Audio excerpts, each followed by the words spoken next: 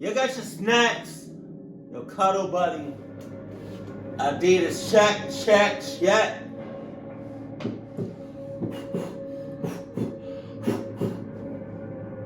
Back in college, my junior year, we lived in a suite on campus. There were 4 dorm rooms in the suite.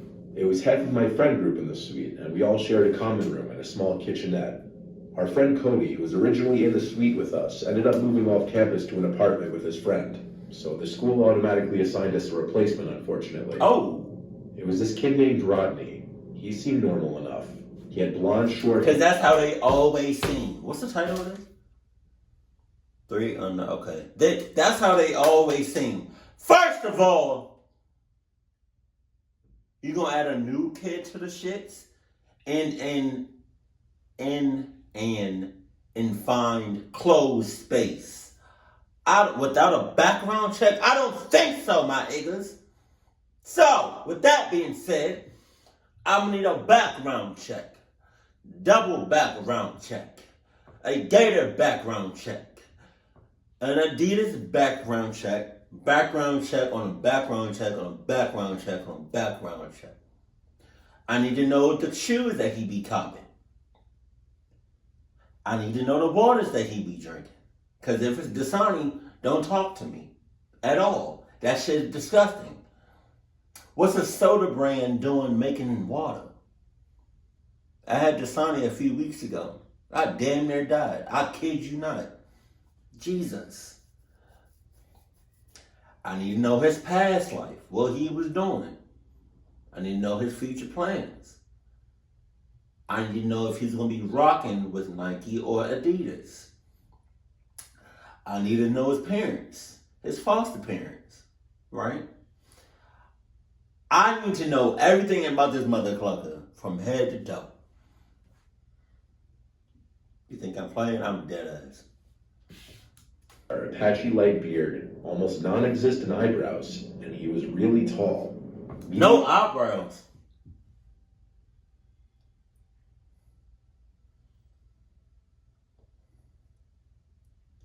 Don't even be in the same country as me if you don't got no eyebrows.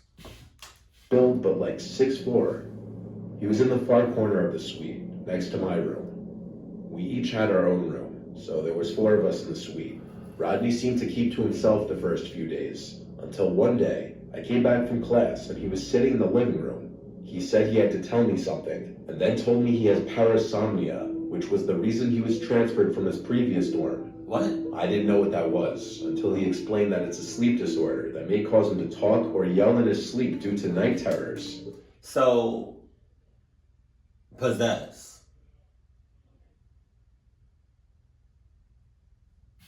Clock out of here. And he just wanted everyone in the suite to be aware of it so that we wouldn't feel uncomfortable. To tell you the truth, that being the first real conversation I had with the guy made me more uncomfortable than anything. I was hoping I'd get to know him on a more personal level, not find out he has a sleeping disorder. I also didn't entirely get why he thought it was necessary to tell me that. I texted in the dorm group chat we made with Cody still in it if Rodney had told them as well about his sleeping disorder yet. They all said no, and followed that with laughter and confusion. When my other 2 suite mates got back later, we hung out in the common room and discussed why we thought Rodney's sleep disorder could have been the reason for him to be transferred from his previous dorm. Then, Rodney walked in and right past us after giving us a slight sup. He went to his room and shut the door. We had the TV on loud, so we whispered amongst ourselves about him. That night, I heard a knock at my door in the middle of the night. I asked who it was, to no reply. I ignored it, and I thought to myself, what if it was Rodney? The next day, I asked my friends if either of them knocked on my door last night, and they both texted me saying no. Cody was having a great laugh from all of this. I was already freaked out and was hoping this wouldn't be a regular thing because it was disturbing already. A few nights later, it got worse. It was the middle of the night. I had already woken up, checked my phone, and saw 2 a.m. I heard footsteps outside in the little hallway of the common area, and again, a knock at my door. I didn't answer this time. I knew it was Rodney, and he was starting to freak me out. But is it though? What if Rodney knocked out? Just saying. Was a heavy sleepwalker. I texted the group chat again, right then and there at 2 a.m., telling them it just happened again. They didn't respond until morning time, saying they didn't hear anything. It must have been because Rodney's room was right next to mine. That day, I knocked on Rodney's door and asked him if it had been him knocking on my door in the middle of the night. He told me he had no recollection of doing so. But hold on! Rodney! Alex! Sam! I don't know their other two names. That's what I'm just going with. If me or one of y'all knocked on my door, so please tell me, what's up?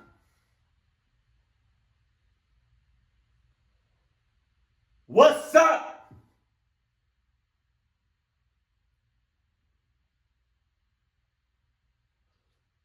What's up?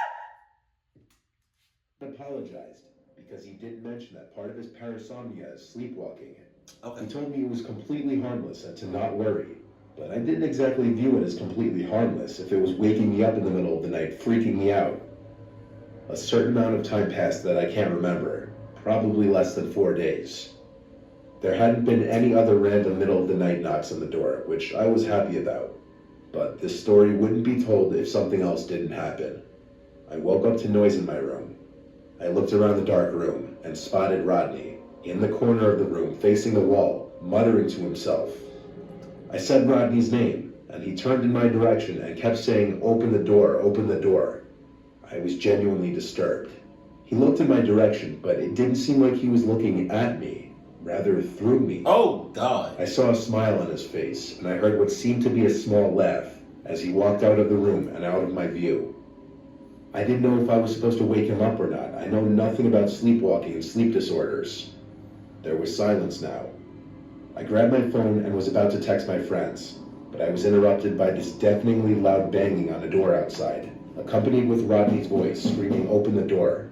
He was screaming it like a maniacal madman. I ran to the common area and saw him at the opposite end of the hall, thrashing his fists on one of our suite mates' doors.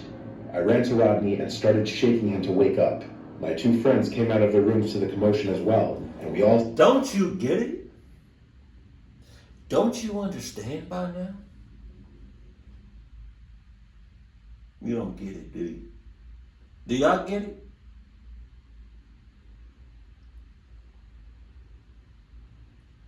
Rodney already woke.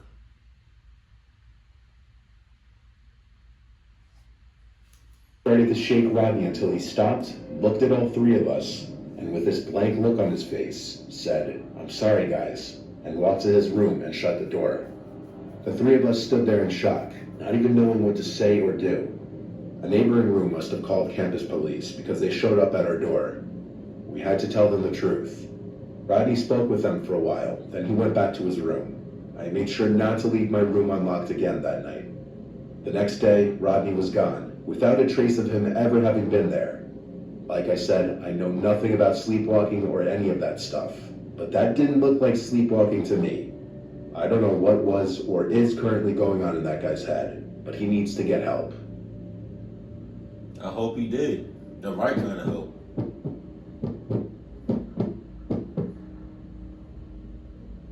I got along fine with my college roommate, Stacy.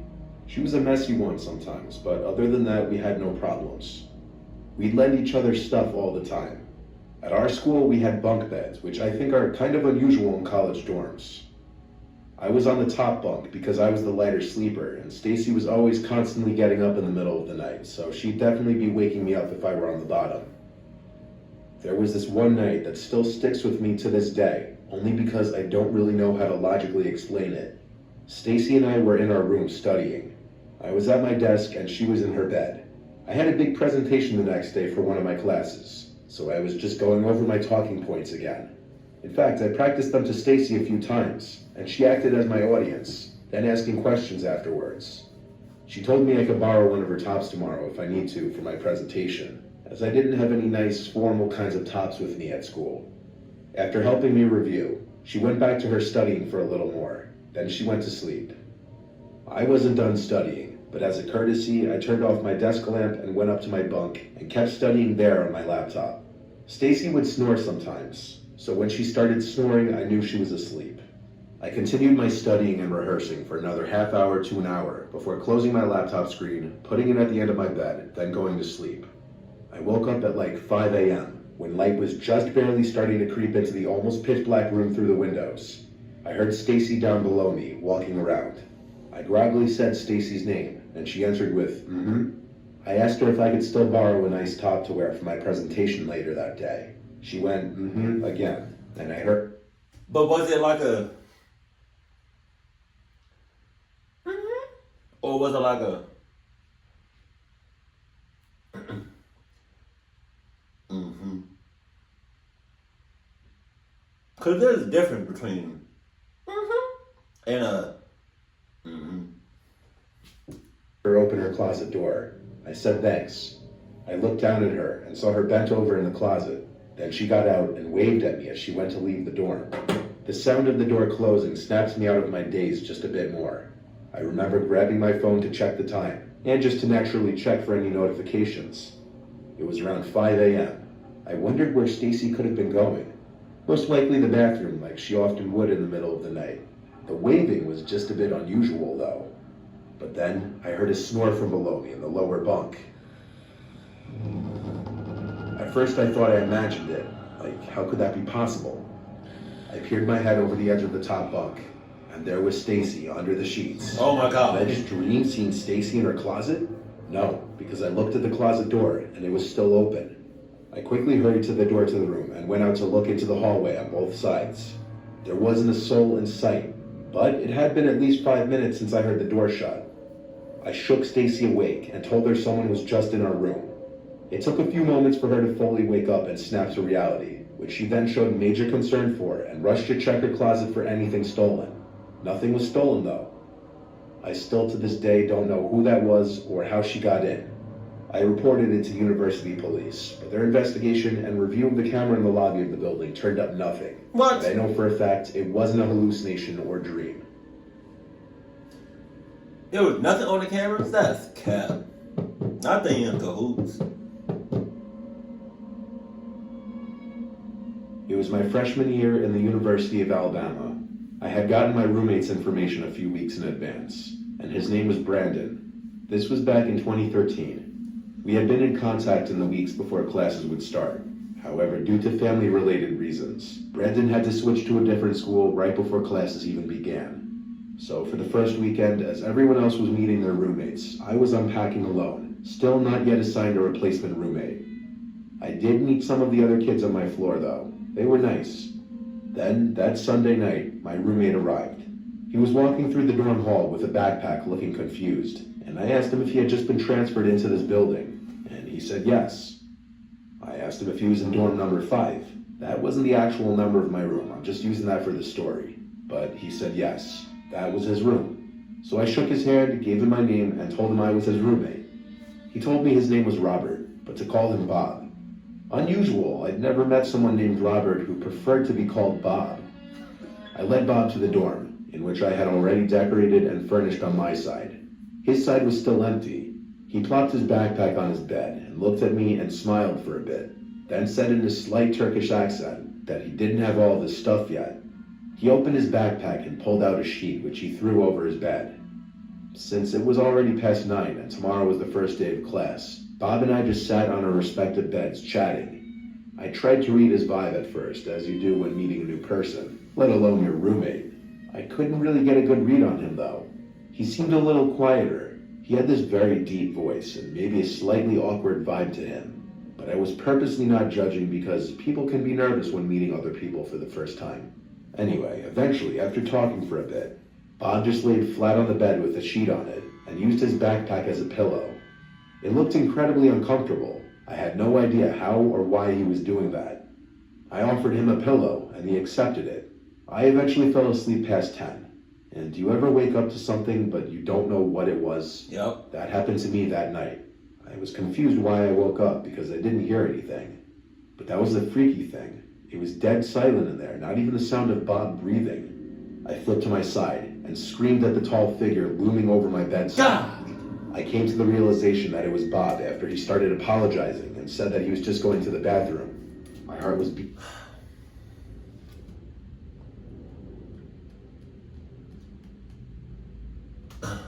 Cat! Cat! Cat! How you just going to the bathroom, but you standing over me like this?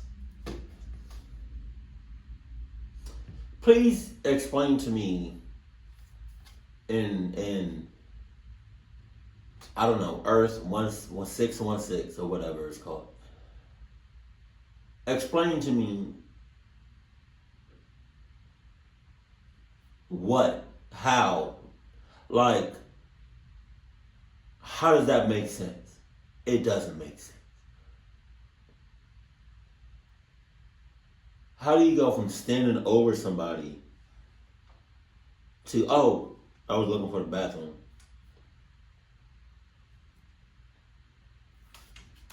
Like it was running a marathon. I couldn't even think to ask him why he was standing over my bed like that if he was just going to the bathroom. I'm saying. He apologized again as he went back to his bed. I told him it's okay. Needless to say, I was wide awake after that. I slept on my side with my back to him. Why would you lie to him? Why would you say that? Why do people do that? Just be honest. I'm not okay. My heart dropped into my ass.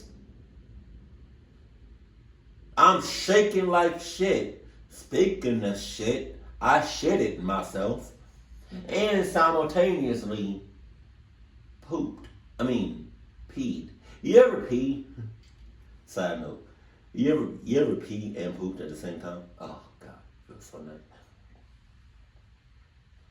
I'm over here shaking like shit in my own shit, in my own urine, hair standing up on my nut, scared out my mind. Like I'm going through every emotion in my mind I can ever think of, and you talk and you saying, "Oh, it's okay." It's not. Get the clock out of here. If you don't, I will in the next 6 seconds.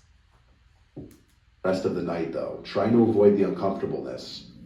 The next morning, I woke up to my alarm, and I saw Bob was still laying in his bed, likely pretending to be sleeping still. I went through my bag to get my books and such, and I had this feeling in my gut that something was moved in my bag. Oh, yeah? Like it was gone through. I looked up at Bob again, and he was still allegedly sleeping. I decided to take a couple of my more valuable things and throw them in my backpack that I took to class. In class, I emailed the housing department and then submitted a room change request online, stating my roommate made me uncomfortable. After class that day, I returned to my dorm and was confused to notice the door was being held open with a door stopper. I noticed Bob had a big duffel bag on his bed now. I guessed he was unpacking.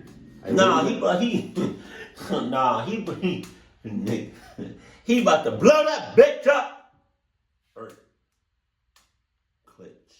He about to blow that clutch up. Hell no. Bed on my laptop, and eventually Bob came in. He greeted me. Hey, mama. Hey, mama. You know how to open doors now? Midnight was in here this whole time. But I guess, yeah, Midnight was in here this whole time.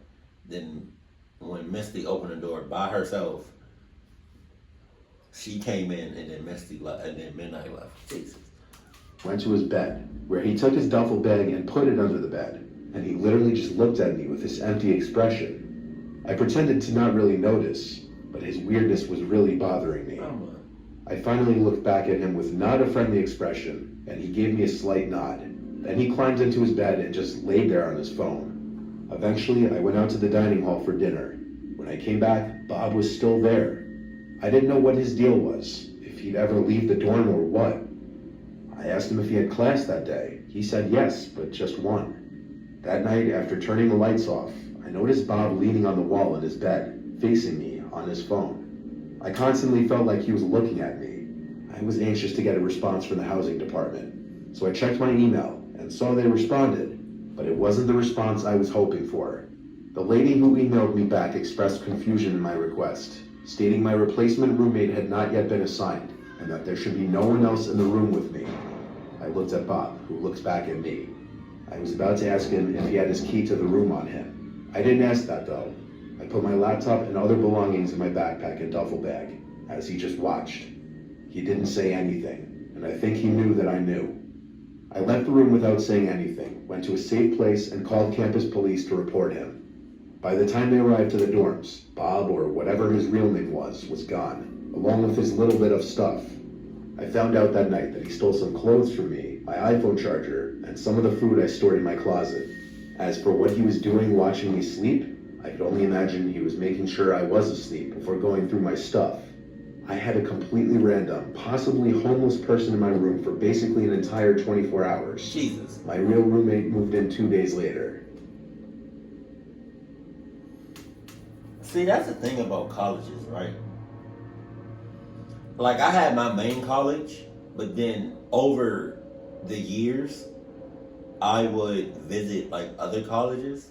And one thing I noticed about at least, like, public colleges is that they're completely open.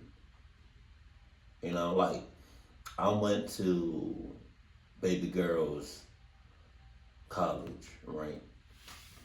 Some months ago. And I just literally, I mean, granted I was with her, but like I literally, like we just went through, like, we just walked on campus. We went to like buildings, classrooms and stuff. And it's just, I'm just thinking to myself, like, somebody could really go into these buildings, like if realistically somebody can go into these buildings and do some cluck shit. For example, like somebody could easily, because it's just open like that, somebody could easily have like hella bags on them, go to different parts of buildings, leave a bag there, leave the premises, be far as cluck, and blow the whole shit up. Like, it's kind of scary how certain things, especially like schools, are just open to the public. That's crazy. Yeah. And then, like, as far as like the dorms, I'm gonna need some identification ASAP, and I'm gonna need a key. And I'm gonna need a background check on a background check on a background check on a background check on an Adidas background check. Company you talking about. Keep it cool, keep it classy, and I love you, stay happy. My family.